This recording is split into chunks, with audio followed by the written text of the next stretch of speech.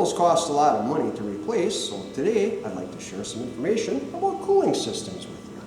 This in turn should make your vehicle last longer and save you some money. I bet many of you have heard the terms head gasket, intake gasket, radiator, even engine replacement. Translated, that means expensive or, worst scenario, vehicle replacement. I'm sure you've seen debris on the front of a radiator or condenser. An air gun, pressure washer, or do-it-yourself car wash would clean that up.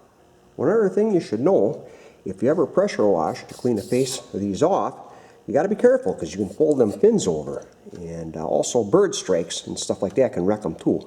They make a thing called a radiator comb, and they got all different sizes, and if you do have an issue or something gets folded over, you can run these through and straighten the fins out. Now here's an area that often gets overlooked. Air-conditioned cars have a condenser in the front here, the radiator is behind them. Your vehicles always have a rubber seal on the top here or some kind of a cover to concentrate the air to go through the condenser and then through the radiator. You can look in the side here to see how much debris is on the front of the radiator with a flashlight. Unfortunately, if you got to clean it, usually you have to remove a plate on the top here or a rubber seal of some kind. On this one, there is no access for that, so I have to remove this top plate here. And as you've seen, there's no debris on the condenser, and you look between here on the radiator face itself, that definitely needs a cleaning. For cleaning between there, a long neck air gun works pretty good. I do have an alternative here in case you're interested. This will screw right onto the air gun, and this is a piece of 5/16 fuel line. At the end of it, I've drilled two holes 180 degrees apart that blow air each direction to get the debris out, and then I put a little rubber end on it so you don't noogie the fins.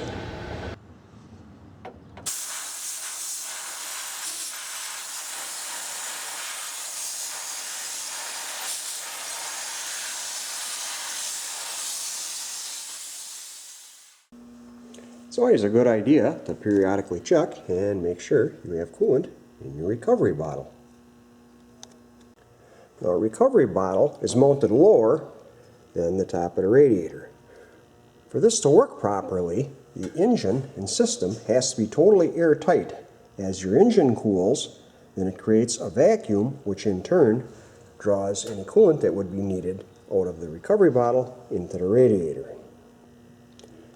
If you have a leaky intake gasket, or maybe even a side tank on a radiator, your coolant bottle may not work properly. What I'm saying here is your coolant bottle can look full and your radiator can be low and you won't know it. Here's where I'm going to get into some interesting thoughts. Your coolant could be down considerably in the radiator. As long as it's touching on that water pump impeller, you're probably not going to overheat. You might not know that by your temperature gauge either. Here's where I'm going with this. Say you're flying down the highway. Now you pull off, stop, shut the motor off, going to go get a soda. Water pump is no longer splashing this low-level coolant on your cylinder heads. Especially on a 4-cylinder motor would be more of the thought for this. Anyway, your cylinder head's up here, your water pump would be down here. You're probably going to have an automatic transmission, and on this vehicle here, these are the two lines that go inside the radiator for the cooler. Now say if your coolant is down lower on the level here, your transmission cooler is not going to be fully submerged in coolant. Through the years, several times I have seen where transmission overheated and blew fluid out its vent because of the coolant being low in the radiator and the cooler not being fully submerged in coolant. So, you fill your vehicle with coolant and transmission fluid, and you're on your way.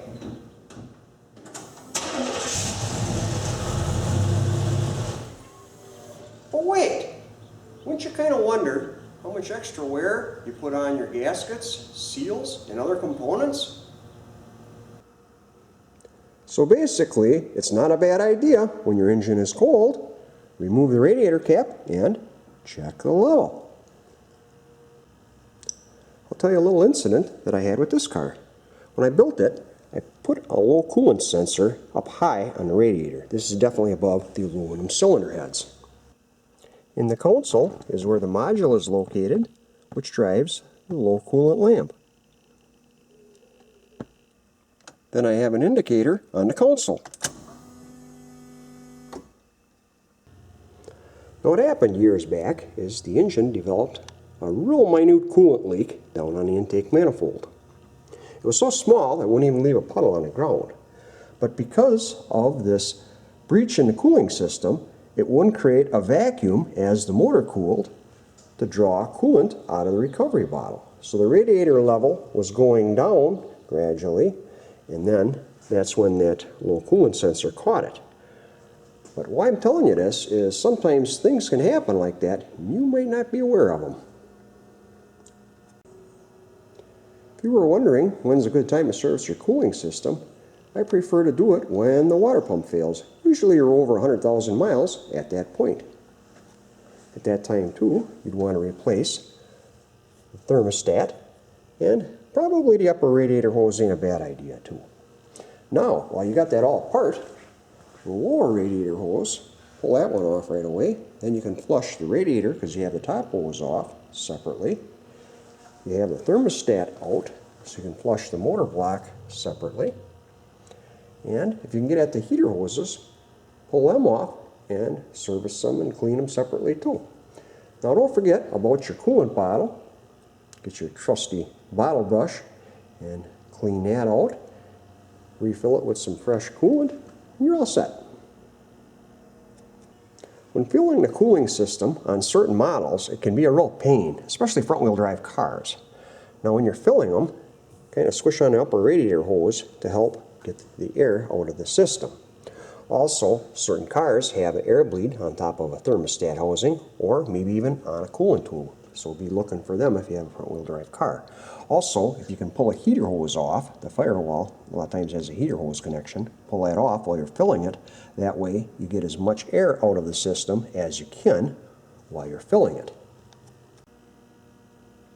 Some cars with air conditioning have a valve that closes off the heater when you have the air conditioning on. So turn the heater on, put the fan on low, and when you start the car, the heater hoses, check them. This is important. Check the heater hoses to see if they're warming after a little bit. If they're not, shut the motor off and recheck what you've done. You might have some air in the system yet.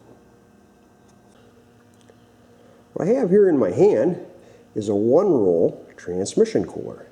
Usually vehicles come with a 1 or a 2-roll. That would be inside your radiator side tank here, and as you can see, where the lines would connect to it. Inside my radiator here, I have a 4-roll installed, which eliminates an external cooler by any means, and I thought this might be a little something you hot rodders might want to know about. When you service the cooling system on a lot of these newer cars, you can't get at the petcock on the bottom of the radiator, so you can service the cooling system. Wouldn't it be neat if there's a better way? Well, here's a gadget that I built years ago. It has a sediment bulb on it. This is an electric fuel pump off a carbureted car, and my reservoir for where the coolant goes in when you want to suck out the system. Just put a hose in your radiator and turn the switch on.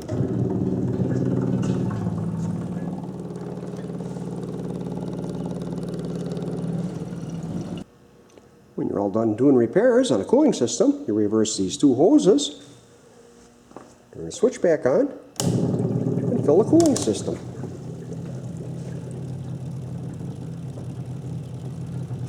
A little more food for thought for you. If you have an older car, you might want to throw a gallon of 50-50 mix in the trunk.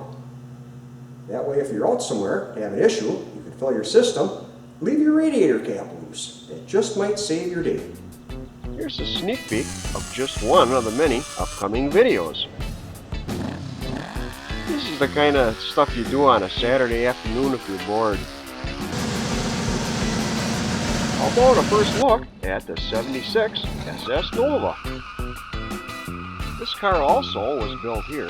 Somewhere down the road I'll be getting some video up of that. Through the years, I've seen some unfortunate things happen to vehicles. Hopefully these ideas will help prolong the life of yours. Shares and likes are very much appreciated, and I'd like to say welcome to my new subs.